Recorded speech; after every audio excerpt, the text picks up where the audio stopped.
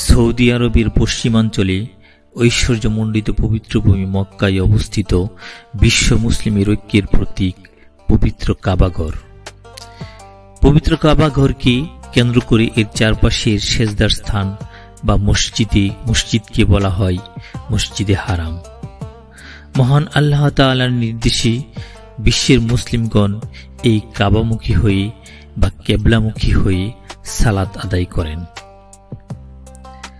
কাবা সম্পর্কে পবিত্র কুরআনে আল্লাহ তাআলা বলেন, নিঃসন্দেহে প্রথম ঘর যা মানুষের জন্য নির্ধারিত হয়েছে সেটাই হচ্ছে এই ঘর, যা বাক্কায় অর্থাৎ মক্কা নগরীতে অবস্থিত এবং বিশ্ববাসীর জন্য হেদায়েত ও বরকতময়। সূরা আলী ইমরান আয়াত ৯৬।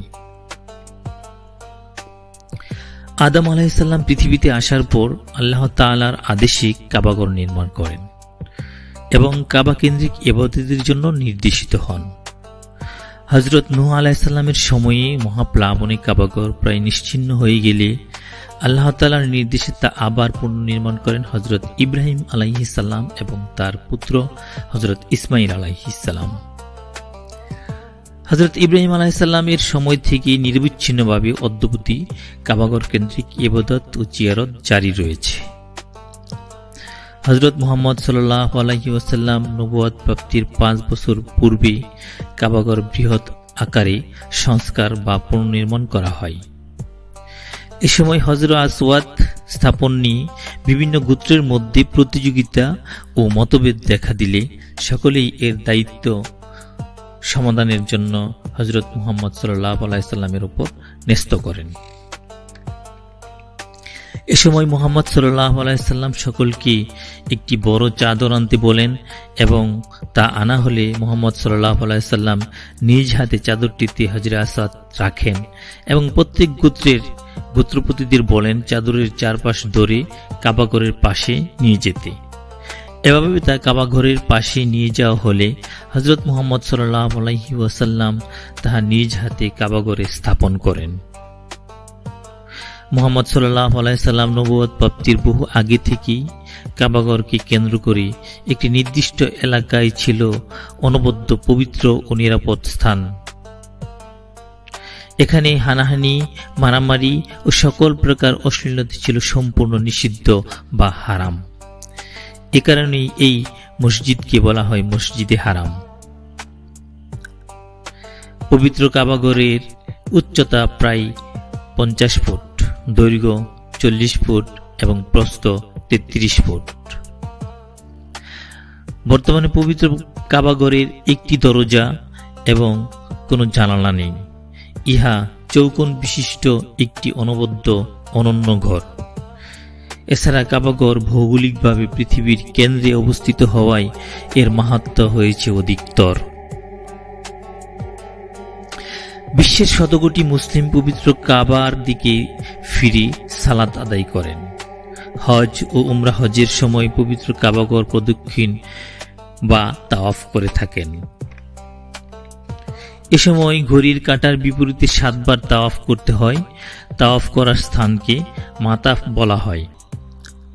যে তাওয়াফের সাই আছে পুরুষদের জন্য সে তাওয়াফের প্রথম ৩ তাওয়াফে রমল করা সুন্নত। রমল হল ঘনপদক্ষেপে দ্রুতলয়ে হাঁটা। হজ বা উমরা হজের প্রথম তাওয়াফের সময় ৩ তাওয়াফ ডান কাঁধ খোলা রেখে অমল হৃদয়ে ভিড়ের বেশি হাঁটতে হয়। এটাই হলো রমল। পবিত্র কাবাঘরের ৪টি কর্নারের আলাদা আলাদা নাম রয়েছে। এই নামগুলো রাসূল সাল্লাল্লাহু আলাইহি ওয়াসাল্লাম ও সাহাবায়ে কেরাম রাদিয়াল্লাহু তাআলা আনহু এর সময় থেকে প্রচলিত। এর মধ্যে প্রথমটি হলো রুকনে ইরাকি। এই রুকনটি ইরাকের দিকে অবস্থিত, তাই এটিকে ইরাকি কর্নার বা রুকনে ইরাকি বলা হয়। দ্বিতীয়টি হলো রুকনে শামি। শাম তথা সিরিয়ার দিকে কর্নারটির অবস্থান বলে এই রুকনকে রুকনে শামি বলে। তৃতীয়টি হলো রুকনে ইয়ামানি। ইয়ামানের দিকে অবস্থিত বলে এই রুকনটিকে রুকনে ইয়ামানি বলা হয়। চতুর্থটি হলো হজরে আসওয়াদ কর্নার। এই কর্নার থেকে বা এই রুকন থেকেই কাবাগরের তাওয়াফ শুরু করতে হয় এবং এখানে এসেই শেষ হয়। এই কর্নারটিতে হাজরে আসওয়াদ বসানো আছে। এই রুকুনগুলোর মধ্যে হাজরে আসওয়াদ ও রুকনে ইয়ামানি অধিক গুরুত্বপূর্ণ। এই দুটিতে ইস্তেলাম অর্থাৎ স্পর্শ বা চুম্বন করা সুন্নত, যার পরশে অনন্য এক আবেশে হৃদয় শীতল হয়ে ওঠে, পবিত্রতর প্রশান্তিতে মন ভরে ওঠে। এই দুই রুকুনের মধ্যবর্তী স্থানে রাব্বানা আতিনা ফিদ দুনিয়া হাসানাতাও ওয়া ফিল আখিরাতি হাসানাতাও ওয়া কিনা আযাবান নার এই দোয়াটি পড়তে হয়। হাজরে আসওয়াদ ও কাবাগরের দরজার মধ্যবর্তী স্থানের নাম মুলতাজিম। তাওয়াফ শেষ হবার পর এই স্থানে এসে দোয়া করার বিশেষ নিয়ম রয়েছে। পবিত্র কাবা শরীফের পাশে একটি স্থানে হযরত ইব্রাহিম আলাইহিস সালাম এর পদচিহ্ন মণ্ডিত পাথর রয়েছে, যার পাশে রয়েছে নিপুণ সৌন্দর্যের আবিষ্কার করা দৃঢ় বেষ্টনী। হৃদয়কে হিমশীতল করা এই স্থানটির নাম মাকামে ইব্রাহিম। কাবা শরীফের গিলাফকে কিসওয়াতুল কাবা বলা হয়। এটি এমন একটি বিশেষ বস্ত্রখণ্ড যা দ্বারা কাবাকে আচ্ছাদিত করে রাখা হয়। বর্তমানে এই গিলাফ কালো রেশমি কাপড় দিয়ে তৈরি করা হয়, যার উপর স্বর্ণাক্ষরে লেখা থাকে বিভিন্ন পবিত্র কালেমা, কোরআন মাজিদের আয়াত ও মহান আল্লাহ তাআলার গুণবাচক নামসমূহ। কাবার গিলাফের লেখাগুলো বিশেষ ক্যালিগ্রাফি আকারে পরম যত্নে লেখা হয়ে থাকে। পবিত্র কাবা শরীফের দরজার চাবি বনি সাইবা নামক একটি সম্মানিত গোত্রের কাছে থাকে। মহানবী মুহাম্মদ সাল্লাল্লাহু আলাইহি ওয়াসাল্লাম কাবা শরীফের চাবি এই গোত্রের কাছে দিয়েছিলেন, কিয়ামত পর্যন্ত তাদের কাছেই থাকবে।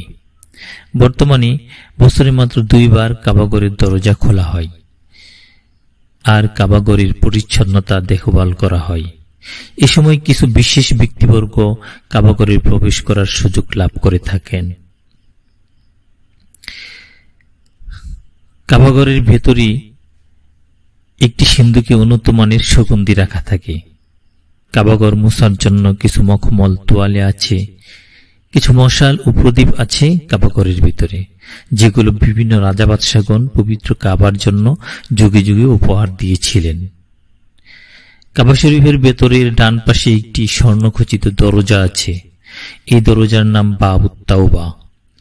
এই দরজা দিয়ে কাবা শরীফের ছাদে ওঠার ব্যবস্থা রয়েছে। দেয়ালের উপরের অংশে রয়েছে রেশমি কাপড় সাঁটানো, যার রং সবুজ, আর তাতে কোরআনের বিভিন্ন আয়াত স্বর্ণখচিত করে অঙ্কিত। কাবা শরীফের ছাদ ধারণকারী 3টি পিলার ও ভীম রয়েছে কাবা শরীফের ভিতরে।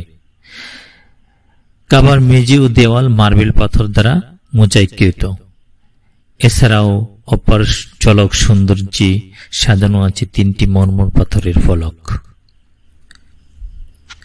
আজ এ পর্যন্ত। ভিডিওটি ভালো লাগলে নদীমাতৃক চ্যানেলটি সাবস্ক্রাইব করবেন বলে প্রত্যাশা রাখছি। আল্লাহ